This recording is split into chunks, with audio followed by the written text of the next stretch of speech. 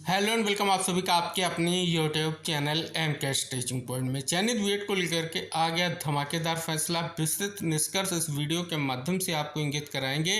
निवेदन करेंगे आप वीडियो को अंत तक देखें, वीडियो को शेयर करें जिससे वीडियो में दी गई महत्वपूर्ण इन्फॉर्मेशन सभी तक पहुँच सके। और निवेदन है कि अगर आप चैनल पर पहली बार विजिट कर रहे हैं तो चैनल को सब्सक्राइब अवश्य कर लें, जिससे जो भी नेक्स्ट इन्फॉर्मेशन आप तक शेयर की जाए वो आसानी से पहुँच सके। सहायक अध्यापक पद पर नियुक्त मामले को फिर से सुनेगी एकलपीठ। हाई कोर्ट के 3 न्यायाधीशों की पीठ ने बीएड डिग्री धारक अभ्यर्थियों को सहायक अध्यापक के पदों में नियुक्त देने के विरुद्ध राज्य सरकार की विशेष अपील पर सुनवाई कर मामले को फिर से एकलपीठ को भेज दिया है। यह मामला हाई कोर्ट में 2008 से विचाराधीन है।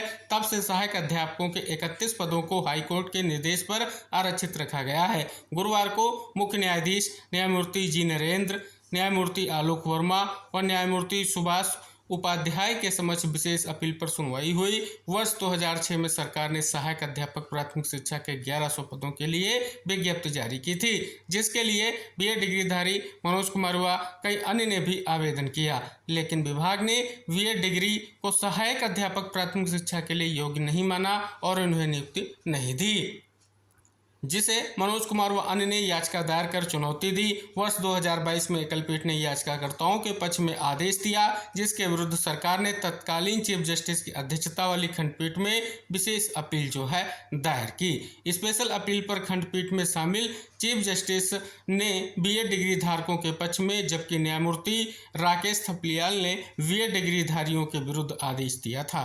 खंडपीठ के एकमत न होने के कारण याचिका लार्जर बेंच को भेजी गई थी। दूसरी ओर इसी तरह के एक मामले में सुप्रीम कोर्ट ने देवेश शर्मा केस में बीएड डिग्री धारक डिग्री को सहायक अध्यापक के योग्य नहीं माना है। गुरुवार को लार्जर बेंच ने सुप्रीम कोर्ट के उक्त आदेश के क्रम में यह याचिका एकलपीठ को लौटा दी है। एकलपीठ के समक्ष अब इस तथ्य पर बहस होगी कि सुप्रीम कोर्ट का उक्त आदेश मनोज कुमार व अन्य को मामले में प्रभावी होगा या नहीं। नैनीताल हाईकोर्ट मामले की सुनवाई के लिए मुख्य न्यायाधीश की ओर से एक अलग से एकलपीठ नामित होगी।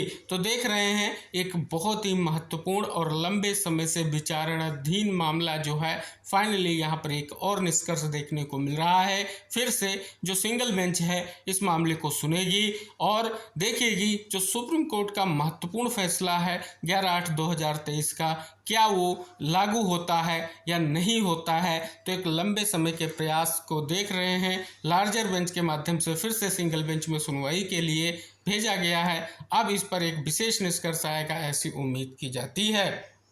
इसी खबर को यहाँ पर भी देख रहे हैं कि बीएड डिग्रीधारियों का मामला सुनवाई के लिए एकलपीठ भेजा। बृहद पीठ ने आगे की सुनवाई के लिए लिया निर्णय। बीएड डिग्री धारक अभ्यर्थियों को सहायक अध्यापक प्राथमिक के पदों पर नियुक्त देने मामले में राज्य सरकार की स्पेशल अपील पर सुनवाई के बाद 3 जजों की बृहद पीठ ने आगे की सुनवाई के लिए एकल पीठ को भेज दिया है। यानी अब एक बार फिर से सिंगल बेंच इस मामले की सुनवाई करेगी और महत्वपूर्ण होगा कि क्या निष्कर्ष आएगा, और सभी बीएड चयनित साथियों के लिए महत्वपूर्ण है जो यहाँ पर आप निष्कर्ष देख रहे हैं। तो कह सकते हैं फाइनली एक बहुत बड़ा और महत्वपूर्ण फैसला यहाँ पर देखने को मिल रहा है। अब क्या निष्कर्ष आगे रहेगा, किस प्रकार से जो महत्वपूर्ण फैसला है सुप्रीम कोर्ट का, आप सभी को पता है देवेश शर्मा वाले फैसले में स्पष्ट है कि 11 अगस्त 2023 या उसके बाद बीएड अभ्यर्थियों की नियुक्तियाँ प्राथमिक शिक्षक भर्ती के रूप में नहीं हो सकती हैं। इससे पूर्व में जो चयनित हुए उनके लिए 8 अप्रैल 2024 को फैसला ऑलरेडी आ चुका है, और उस फैसले का निष्कर्ष कहता है कि जिन बीएड अभ्यर्थियों की नियुक्तियां किसी भी कोर्ट के अधीन यानी सब्जेक्ट टू आउटकम या सब्जेक्ट टू फाइनल आउटकम नहीं हुई हैं तो उनकी नियुक्तियों को निरस्त नहीं किया जाएगा। ऐसा ही मामला आप सभी देख रहे हैं, माननीय हाईकोर्ट मध्य प्रदेश में चल रहा है, जिसमें आप सभी को इंगित करा दें 3 जुलाई को एक महत्वपूर्ण सुनवाई लिस्टेड होगी, जिसका निष्कर्ष यही है कि जो बीएड अभ्यर्थी जिनकी नियुक्तियों को पहले माननीय हाईकोर्ट ने अपने फैसले में सुरक्षित किया था, उनकी नियुक्तियों को लेकर के माननीय सुप्रीम कोर्ट के निर्देश पर फिर से सुनवाई हो रही है कि उनकी नियुक्तियों को करके क्या निष्कर्ष आएगा। तो वही स्पष्ट हो चुका है कि जो सुप्रीम कोर्ट का फैसला है वो किस प्रकार से यहाँ पर उस अप्लाई होगा या नहीं होगा, एक महत्वपूर्ण निष्कर्ष आपको देखने को यहाँ पर मिल रहा है। आप सभी को पता है स्पष्ट तौर पर, अगर आप देखेंगे, चाहे उत्तराखंड की हम बात कर लें, चाहे राजस्थान की बात कर लें, चाहे हिमाचल प्रदेश की बात कर लें, एक अहम मुद्दा जो है पहले हाई कोर्ट से फिर सुप्रीम कोर्ट जा चुका है, अभी भी मामला सुनवाई को लेकर के पेंडिंग है। वो मामला ये है कि ऐसे बीएड योग्यताधारी जिन्होंने NIOS के माध्यम से 6 माह का ब्रिज कोर्स का प्रशिक्षण प्राप्त किया था, उनके द्वारा भी विशेष प्रयास किया जा रहा है कि उनको भी प्राथमिक शिक्षक भर्ती में सम्मिलित किया जाए। क्योंकि एक तरफ आप देख चुके हैं कि NIOS डीएलएड साथियों के लिए बहुत बड़ा फैसला आ चुका है और महत्वपूर्ण भी है। आप सभी को इंगित करा दें, जो बीएड और प्लस जो है ब्रिज कोर्स योग्यताधारी हैं, उनके लिए एक बड़ी खबर आई है, उसको भी आइए इसी के साथ इंगित कराते हैं। वो खबर ये है कि NIOS प्रशिक्षित 7 शिक्षकों की नौकरी पर संकट। जिले में वित्त पोषित माध्यमिक विद्यालयों में सहायक अध्यापक पद पर NIOS से प्रशिक्षण के बाद नौकरी पाने वाले 7 अध्यापकों की नौकरी पर संकट छा गया है। जिले में कुल ऐसे 21 शिक्षकों ने नौकरी हासिल की थी।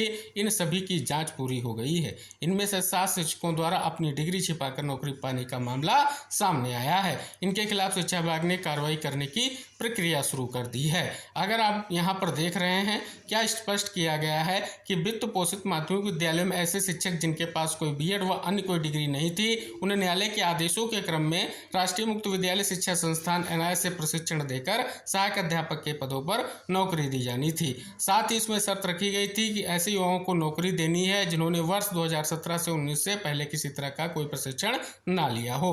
उन्हें NIOS से प्रशिक्षण देकर नियुक्ति देनी थी।